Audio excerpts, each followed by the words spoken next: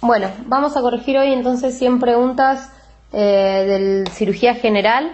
En cirugía general traten de no buscar con qué los están engañando con el enunciado. Sí, en cirugía general es todo conciso, los datos, o sea, si se cumple tal, digamos, característica, el paciente se opera, no se opera, y digamos, las complicaciones o los cuadros no son tan engorrosos como tal vez un enunciado de clínica médica. Así que siempre fíjense en los detalles que resaltan y no en las cosas que los pueden llegar a confundir para poder contestar una pregunta. Empezamos con la pregunta número 1 y dice: un paciente de 48 años con insuficiencia renal crónica en diálisis trisemanal presenta fracturas patológicas a repetición, por lo que se indica la paratiroidectomía programada. En el posoperatorio inmediato, el paciente evoluciona con calambres asociados a hipocalcemia e hipofosfatemia. ¿Cuál es la causa del cuadro posquirúrgico? A. Hipoparatiroidismo posquirúrgico. B. Déficit nutricional. C. Insuficiencia renal. D. Síndrome del hueso hambriento.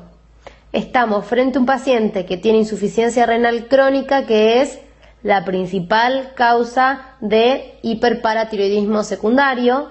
Sumado a eso está en diálisis, tiene fracturas patológicas a repetición, que dijimos que era indicación quirúrgica, y ya me lo está, digamos, síntomas graves, dijimos era una de las indicaciones quirúrgicas para estos pacientes, y ya me la da el enunciado porque se le indica al paciente la paratiroidectomía programada, acuérdense, 4 de 4 o 3 y media, y reimplantación de la sobrante o de la media en el antebrazo o en el deltoides, o la criopreservación.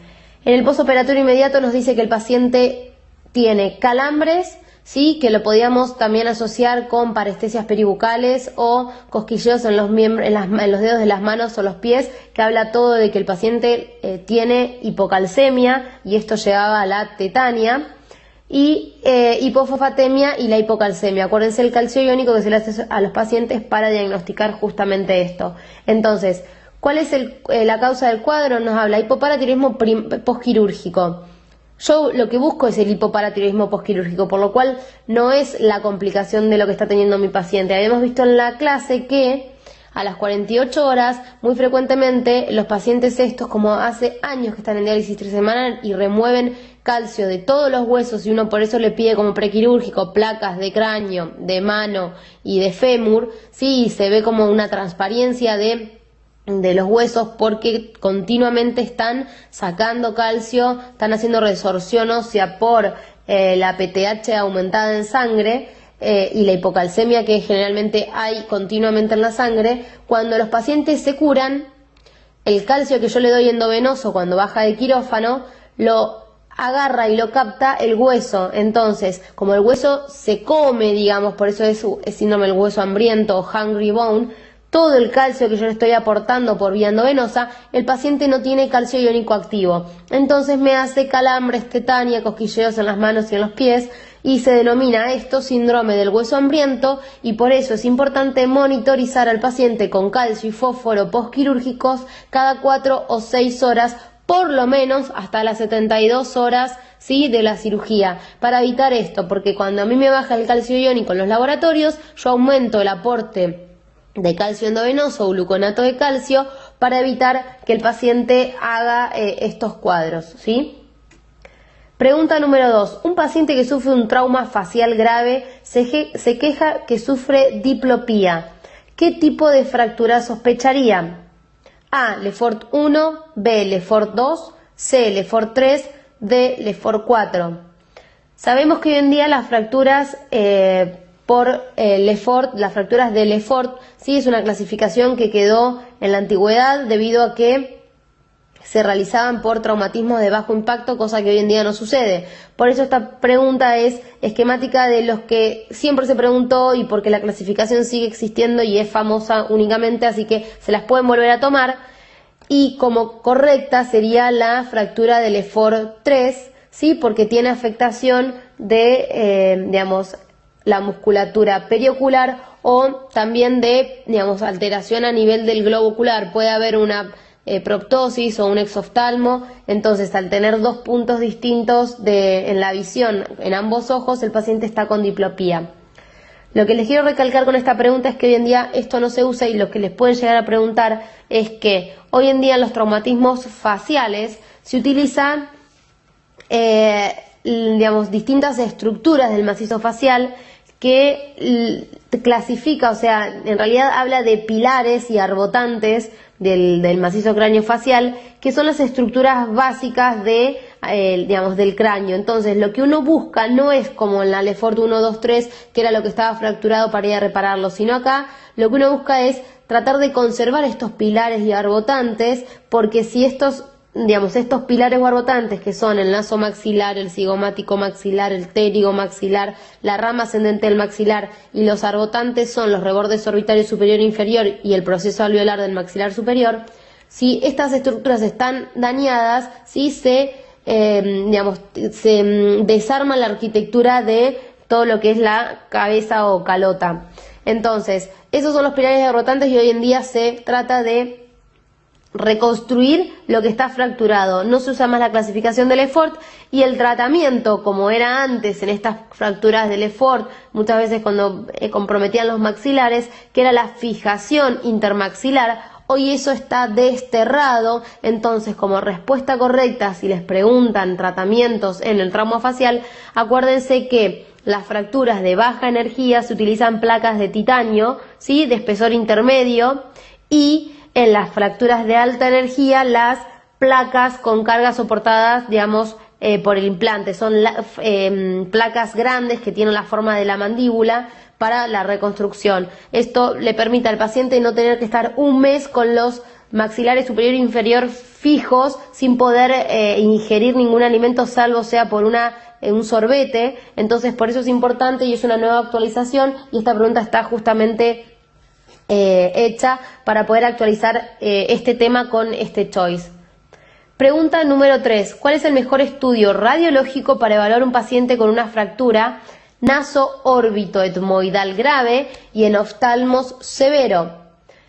Opción A, una mento-nasoplaca. Sabemos que una mento-nasoplaca la vamos a pedir, pero no para un enoftalmo severo y una fractura naso-órbito-etmoidal grave. Queremos reconstruir, ¿sí?, esa fractura y ver específicamente qué es lo que está fracturado. La mento-nasoplaca nos sirve, ¿sí?, para los traumatismos leves cuando ingresa el paciente. Una submento-vértex placa, lo mismo. A esto le podemos sumar hasta la panorex, que me va a mostrar la oclusión del paciente, que es otra de las características que uno se debe fijar junto a los pilares y arbotantes que estén conservados. La opción C es una tomografía computada de tórax con cortes finos axiales y coronales. Y la opción D, una reconstrucción 3D de tomografía multicorte multislice. Entonces, uno viendo las cuatro opciones, podría quedarse entre la C y la D. La reconstrucción 3D, tomografía multicorte y multislice, suena muy linda, y uno, digamos, tendería a contestar eso porque todo lo que es reconstrucción y tridimensional habla de que es mejor, pero la realidad es que la respuesta correcta es la C, porque tengo cortes finos axiales y coronales, y voy a ver no solo la reconstrucción periférica, como ve la última opción, sino que se van a ver absolutamente todos los huesos del macizo facial o cráneo, ¿sí?, y hasta las fracturas o fisuras mínimas. Entonces, la opción correcta es la C, y es lo que me dice el libro de Mariano Jiménez en el capítulo de trauma facial que él se realizó por especialistas de cabeza y cuello. Pregunta 4. Los siguientes son hallazgos ecográficos sugestivos de carcinoma diferenciado de tiroides, excepto límites imprecisos, B, vascularización central con ecodoppler positivo, C, microcalcificaciones, D, halo completo. La respuesta correcta es la D, halo completo. Vimos y dijimos en el capítulo de tiroides que no pueden dejar de saber las características ecográficas sugestivas de malignidad. Y dijimos que el carcinoma diferenciado de tiroides, por ejemplo el papilar, tenía típico microcalcificaciones y se suma a los criterios de malignidad los límites imprecisos, como vimos las imágenes en esa filmina, y la vascularización central, a diferencia de los nódulos benignos que tenían vasitos periféricos con el halo completo, cosa que los nódulos malignos no lo tenían. Por eso, halo completo es sugestivo de benignidad. Pregunta número 5. Un enfermo de 14 años presenta dientes supernumerarios, osteoma en la mandíbula, fibromas y pólipos en el colon. ¿Qué tratamiento de los siguientes se debe prescribir? Entonces, estamos frente a, una enfermedad polipósica familiar, una PAF, ¿sí? Una poliposis adenomatosa familiar. Entonces, el paciente tiene dientes supernumerarios, osteomas en la mandíbula, fibromas y los pólipos. Acuérdense de estudiar las manifestaciones extraintestinales de la PAF. ¿Cuál es el tratamiento que le voy a prescribir a este paciente que yo tuve que inducir que tenía una PAF? Opción A, colectomía total.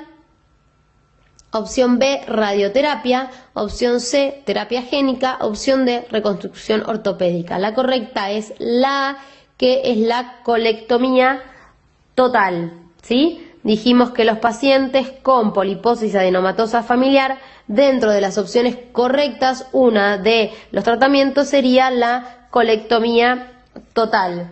Muchas veces lo que en realidad se le hace es la proctocolectomía total, con resección del recto, con la reconstrucción, digamos, con un reservorio ileal o un pouch ileal, ¿sí? Para poder preservarle cuando no se le preserva el recto. Entonces, la proctocolectomía total es cuando se le asocia a la colectomía total, que es la respuesta correcta en esta pregunta, la resección también del recto con reconstrucción del ilion, ¿sí? Se le hace un pouch. Si tiene afectación rectal, si no tiene afectación rectal, la colectomía total. La pregunta no lo especifica y dentro de las opciones la única correcta sería la colectomía total. Pregunta 6. Ante un paciente de 70 años con alteraciones del tránsito intestinal, pérdida de 5 kilos de peso en los últimos meses y rectorragias, la exploración de elección es A, gastroscopía, B, tomografía abdominal, C, prueba de sangre no oculta en heces, D, colonoscopía. Es un paciente añoso que tiene síntomas, perdió peso, tiene alteraciones del tránsito y tiene sangrado rectal, por lo cual es un paciente sintomático para probable cáncer de colon en estudio. Por lo cual, lo que nos dice el libro de Mariano Jiménez es que los pacientes sintomáticos de elección es o la videocolonoscopía o la videocolonoscopía virtual o la rectosigmoidoscopía más el colon por enema. Cualquiera de esas tres opciones, BCC o BCC virtual o rectosigmoideo más colon por enema. En este caso, la opción correcta que nos queda es la opción de colonoscopía. Lo que les agrego es que los pacientes asintomáticos, como screening, Mariano Jiménez nos dice que se puede pedirle al paciente la sangre oculta en materia fecal con la rectosigmoidoscopía asociada cada 5 años o la videocolonoscopía cada 10 años, que el beneficio es que se hace cada más tiempo y en realidad es el gold estándar para poder ver todo el colon, siempre completa hasta ciego. El otro estudio que se puede pedir es el colon por enema con doble contraste, también cada 5 años, porque no tiene tanta sensibilidad y especificidad como el cáncer como la videocolono, o la videocolono virtual también cada 5 años. Entonces, paciente asintomático son más rectosigmoideo o BCC o colon por enema o videocolono virtual, todas cada 5 años, menos la BCC cada 10 años y es la de elección. Pregunta 7. En un paciente con diagnóstico preoperatorio de litiasis coledociana y litiasis vesicular en buen estado general, ¿cuál es la mejor terapéutica? A. Tratamiento percutáneo. B. Tratamiento endoscópico. C. Tratamiento laparoscópico de la litiasis vesicular y coledociana. D. Anastomosis biliodigestiva. Vimos en el capítulo de litiasis coledociana que cuando la litiasis coledociana generalmente está asociada a la litiasis vesicular, porque la principal causa era una migración del cálculo desde la vesícula, teníamos la opción de realizar el tratamiento en un tiempo y en 2 tiempos, que el gold estándar o lo ideal, si tenemos cirujanos capacitados, material o instrumental específico para poder realizar los 2 procedimientos, y el paciente es apto y se cumplían ciertas características, el tratamiento laparoscópico de la litiasis vesicular y coledociana en un solo tiempo era de elección. Entonces la opción correcta es la C. ¿A qué se denomina, pregunta número 8, a la hemorragia controlada? Es una pregunta, ¿sí?, de politrauma, y en el tema de politraumatismo, y habla de las nuevas características o normas que dicen en la TLS. Entonces, hemorragia controlada, ¿a qué se denomina? Opción A, lesiones penetrantes en dorso. B, fracturas pelvianas con sangrado arterial. C, lesiones no compresibles. D, lesiones en pacientes con trauma contuso que se puedan comprimir. La opción correcta es la D. Son lesiones de trauma contuso que se puedan comprimir, con lo cual puedo controlar la hemorragia. Las lesiones no compresibles, como ser una hemorragia pulmonar, no es controlable. Las fracturas con sangrado arterial, acuérdense que con una fijación externa no voy a lograr nada y tienen indicación de arteriografía. Y la opción A, las lesiones penetrantes en dorso, es el mismo ejemplo que los di en las de lesiones de pulmón, ¿sí? Son lesiones que sangra el parénquima pulmonar, o muchas veces puede afectar los vasos intercostales, ¿sí? Son lesiones que no las puedo comprimir, por lo cual no son hemorragias controladas. Pregunta número 9. En la colangitis aguda, las indicaciones para un drenaje biliar urgente son: A, distensión abdominal. B, hipotensión luego de una adecuada reanimación. C, fiebre intermitente. D, ictericia. Entonces, dijimos que en la colangitis aguda teníamos drenaje biliar, urgente, ¿sí? Y de forma temprana. Vimos que la diferencia es que el drenaje biliar de forma temprana era para la colangitis moderada, cuando el paciente, no respondía al tratamiento médico inicial. Ya que si respondía al tratamiento médico inicial, podíamos enfriar al paciente y estudiarlo y ver cuál era la causa de su colangitis y eventualmente darle un tratamiento electivo según la causa. Las moderadas, entonces, el tratamiento era llamar al gastroenterólogo al otro día o a las 48 horas debido a que no respondía a los antibióticos y a las expansiones de líquidos. Y en la colangitis grave, que era en el cuadrito, la última, acuérdense esa filmina que es la más importante que tienen que estudiar de todo el tema, vimos que esas colangitis eran las que tenían falla de órgano, como por ejemplo cuando el paciente empezaba a requerir inotrópicos porque las expansiones que uno las hace con 2 litros de cristaloides, ¿sí?, no respondían y seguía hipotenso.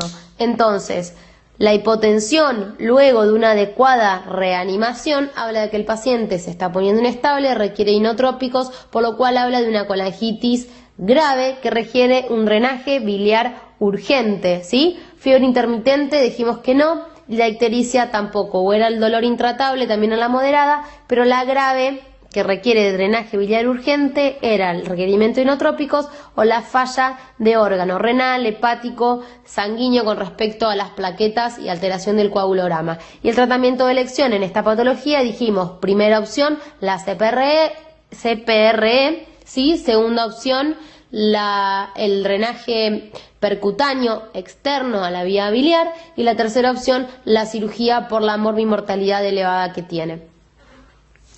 Pregunta número 10. En la colangitis aguda, ¿cuándo se indica el tratamiento quirúrgico urgente? ¿Cuándo se indica el tratamiento quirúrgico urgente? A, en todos los casos. B, cuando la obstrucción es neoplásica. C, cuando fracasa el tratamiento endoscópico o percutáneo o no se cuenta con él. D, cuando las imágenes muestran litiasis vesicular y coledociana. Nuevamente dijimos que en las tratamiento de la colangitis aguda grave que es urgente, primera opción CPRE.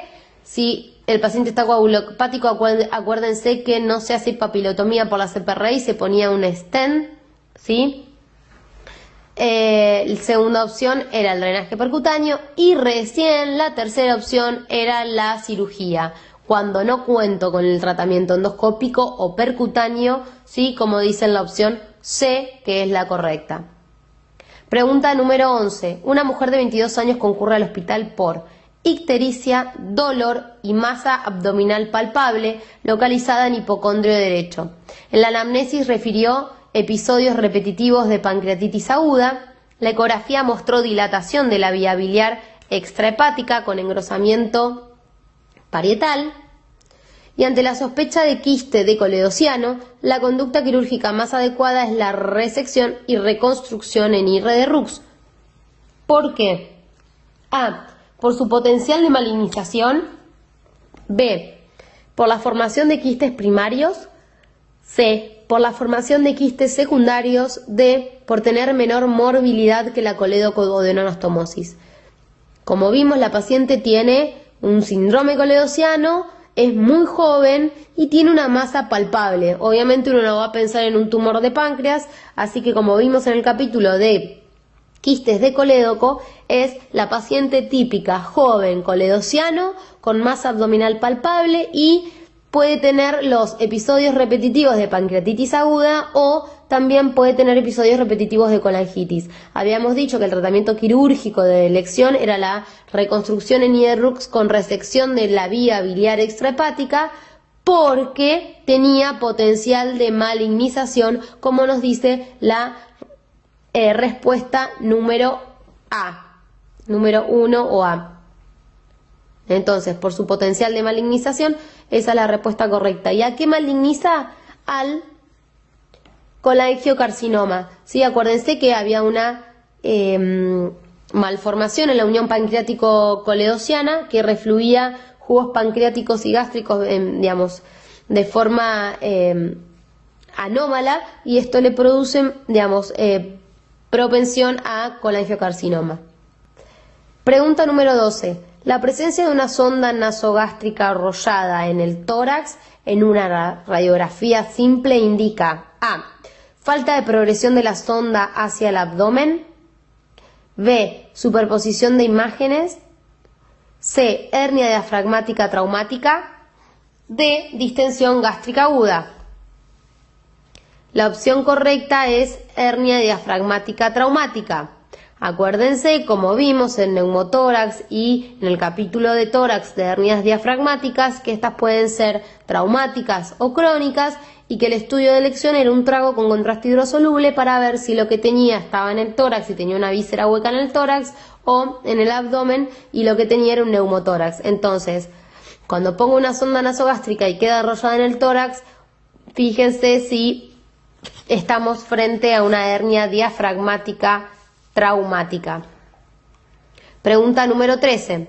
En un neumotórax abierto, la primera conducta es avenamiento pleural, descompresión con punción en el segundo espacio intercostal, intubación inmediata para evitar la hipoxia, obturación de la herida con gasa vaselinada en 3 lados, dejando uno libre. Como vieron en el capítulo de tórax, en politrauma de tórax, ¿sí? Todo neumotórax abierto, que significa que está violada la víscera, la pleura visceral y la pleura parietal, ¿sí? Habla de que seguramente este orificio en la pleura parietal pueda hacer un mecanismo valvular, y si está violada la pleura visceral, puede ser que yo al cerrar ese orificio, digamos, externo que me está dando el neumotórax abierto, ¿sí? El orificio en la pared, la lesión en el parénquima pulmonar, o sea, en la pleura visceral, va a hacer que esto me produzca un neumotórax hipertensivo. Entonces, cuando yo respire, voy a ingresar aire por tráquea, bronquio, se va al parénquima pulmonar y por el orificio de la pleura visceral va a salir a la cavidad pleural. y si yo desde afuera tengo el orificio ocluido en su totalidad, no voy a permitir que este aire salga, por lo cual yo estoy produciendo un neumotórax hipertensivo. Entonces, lo ideal para evitar esta válvula unidireccional es tapar, como dice la opción D, la herida con gasa vaselinada en 3 lados y permitir, en caso de que haya violación de la pleura visceral, la salida por ese lado del aire y no producir un neumotórax hipertensivo. Pregunta número 14. Señale cuál de las siguientes es la causa más frecuente de isquemia mesentérica aguda. A. Bajo gasto cardíaco. B. Trombosis arterial. C. Trombosis venosa. D. Embolia arterial. La opción correcta es D. Embolia arterial. Un hombre de 35 años, pregunta 15, que había estado en una colisión vehicular 1 hora antes de ser llevado al departamento de emergencia, es examinado durante los siguientes 30 minutos. Se inicia el tratamiento de las lesiones evidentes y se constata que, entre otras lesiones, presenta evidencia obvia de neumotórax derecho. Se le coloca un tubo torácico que burbujea continuamente. La radiografía de tórax muestra el colapso completo del pulmón derecho con neumotórax persistente. Con estos resultados, el paciente puede tener A. Tórax inestable. B. Rotura bronquial. C. Rotura esofágica. D. Rotura del hemidiafragma derecho. Paciente, politrauma, neumotórax derecho, ¿sí? Se le coloca el tubo y burbujea, burbujea, burbujea. ¿Qué hemos dicho en el capítulo de tórax con respecto a los tubos que se colocan? Y teníamos varias opciones. Dentro de esas opciones, que eran 1, 2, 3, 4, había una de las opciones en el cual teníamos un tubo que burbujeaba, seguía oscilando, y si le hacía una placa, mostraba que el pulmón podía llegar a no estar expandido. Entonces significaba que teníamos algo que nos estaba haciendo una fístula aérea, con lo cual salía continuamente aire a la cavidad pleural, el tubo recogía ese aire, por lo cual el tubo burbujeaba. Y cuando ese aire o esa fístula era grande, era imposible de que el pulmón expandiera y contactara con la caja torácica. Entonces, por eso la opción correcta en este caso es rotura bronquial, debido a que produce una fístula aérea persistente y de gran tamaño, y la colocación del tubo de tórax muchas veces requiere o aspiración continua, y si en esos casos no funciona, el pulmón sigue colapsado, una nueva colocación de un segundo tubo y eventualmente por rotura bronquial la cirugía. Pregunta 16. ¿Cuál es el músculo cuya disfunción es responsable de la formación del divertículo faringoesofágico de Zenker? A. Constrictor superior de la faringe. B. Estilofaringio. C. Constrictor inferior de la faringe. D. Cricofaringio, que es la respuesta correcta. D. Cricofaringio. Esta es una pregunta de municipalidad del año 92. Pregunta 17. ¿Cuál es la conducta inicial más apropiada en un paciente con una herida de arma de fuego en el hemitórax derecho que presenta frecuencia respiratoria de 28, tensión arterial de 90-50, pulso de 120, disminución de la entrada de aire en el campo pulmonar derecho e hipersonoridad a la percusión, palidez y contesta órdenes verbales? Entonces, es un politrauma por una herida de arma de fuego en tórax que está hipotenso, taquicárdico, falta de entrada de aire en el pulmón derecho, donde tuvo la herida de arma de fuego, hipersonoridad, dato importante de toda la pregunta, ¿sí? Hipoventilación e hipersonoridad a la percusión, palidez y contesta a órdenes verbales. A. Intubación inmediata. B. Avenamiento pleural y reexpansión vascular con soluciones cristaloides. C. Punción en el segundo espacio intercostal derecho. D. Colocación de más de 2 vías periféricas por punción. Entonces el paciente clínicamente tiene un neumotórax hipertensivo que dijimos que se diagnostica por clínica y jamás por placa de tórax. Lo correcto para controlar y seguir el protocolo de ABC, ¿sí?, es la punción en el segundo espacio intercostal para transformar mi neumotórax en normotensivo y poder, digamos, seguir tratando al paciente, sacándolo del estado agudo como es en el que está. Pregunta 18. ¿Cuál de los siguientes no es un signo extracolónico de la poliposis múltiple familiar? A. Osteomas. B. Melanomas. C. Malformaciones dentales. D. Glioblastomas. La respuesta correcta es la B. Melanomas. ¿Sí? Acuérdense, los pacientes que tienen osteomas, las malformaciones dentales con los dientes supernumerarios, y hay un síndrome de Gardner y un síndrome de Turcot que está asociado a tumores en el sistema nervioso central, ¿sí? Acuérdense de estudiar y repasar ese tema. Pregunta 19. En un paciente añoso en mal estado general que cursa el segundo día posoperatorio de una cirugía de revascularización miocárdica, presenta un cuadro de dolor abdominal y fiebre. Se diagnostica por ecografía colecistitis alitiásica. Colecistitis alitiásica en un paciente con una cirugía de revascularización miocárdica con un cuadro de dolor abdominal y fiebre. ¿Cuál es la conducta terapéutica más adecuada? A. Sonda nasogástrica, hidratación y antibióticos. B. Colecistostomía percutánea. C. Colecistectomía laparoscópica. D. Colecistectomía laparotómica. La respuesta correcta es la B, la colecistostomía percutánea, como vimos en las colecistitis alitiásicas o del paciente crítico. ¿Se acuerdan que dijimos que la vesícula no está enferma, por lo cual al paciente se lo saca del período agudo, se le pone un drenaje percutáneo a la vesícula, se drena el material purulento y cuando el paciente se recupera, sale de terapia, sale de UCO, como no tiene vesículas, digamos, no hace falta resecarle la vesícula.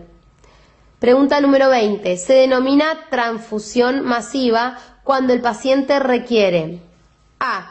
4 unidades de plasma, 4 unidades de glóbulos rojos, 1 unidad de crioprecipitados y 1 de plaquetas. Opción B. 8 unidades de plasma, 8 unidades de rojos y 8 de plaquetas. C.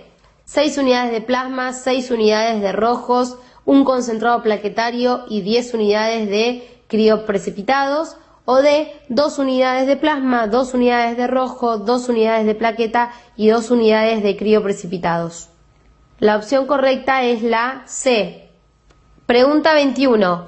¿Cuál es el diagnóstico en un paciente que presenta una herida penetrante en el hemitórax izquierdo, paracardíaca, con ingurgitación yugular bilateral, percusión torácica izquierda mate, abolición de los ruidos respiratorios, disminución de los tonos cardíacos y colapso circulatorio? Paciente politrauma, herida penetrante en tórax izquierdo, paracardíaca, ese dato es importante, ¿sí? O tiene algo en tórax o tiene algo en pericardio o corazón. Ingurgitación yugular bilateral. Cuando percuto al paciente, percuto mate, y eso me la diferencia del enunciado que vimos antes, que hay timpanismo, que nos hablaba de neumotórax. Si hay mate, dijimos que hay derrame, y si hay politrauma, el derrame es sangre. Abolición de los ruidos respiratorios, por lo cual el murmullo está disminuido, y disminución de los tonos cardíacos y colapso circulatorio. Esto nos habla de que hay algo que nos aleja los ruidos del corazón, y eso generalmente es en un politrauma, sangre interpuesto en el pericardio. Entonces, opción A, neumotórax hipertensivo y taponamiento cardíaco. Opción B, hemoneumotórax y derrame pleural. Opción C, hemotórax y taponamiento cardíaco. Opción D, taponamiento cardíaco. La correcta es la C, hemotórax, por la percusión mate, la abolición de los ruidos respiratorios, y el taponamiento cardíaco por la ingurgitación yugular bilateral y disminución de los tonos cardíacos con colapso circulatorio. Acuérdense de la triada de Beck. Pregunta número 22. Durante la videotoracoscopía por un nódulo pulmonar solitario indeterminado, la congelación muestra un cáncer primitivo. La conducta ante el T1, N0, M0 es A. Finalizar el procedimiento, reestadificar y en un segundo tiempo operar por toracotomía. Opción B. Hacer en el mismo acto la videotoracoscopía, una mediastinoscopía para identificar adenopatías. C. Realizar una resección atípica como cirugía electiva, aunque funcionalmente el paciente sea pasible de una lobectomía.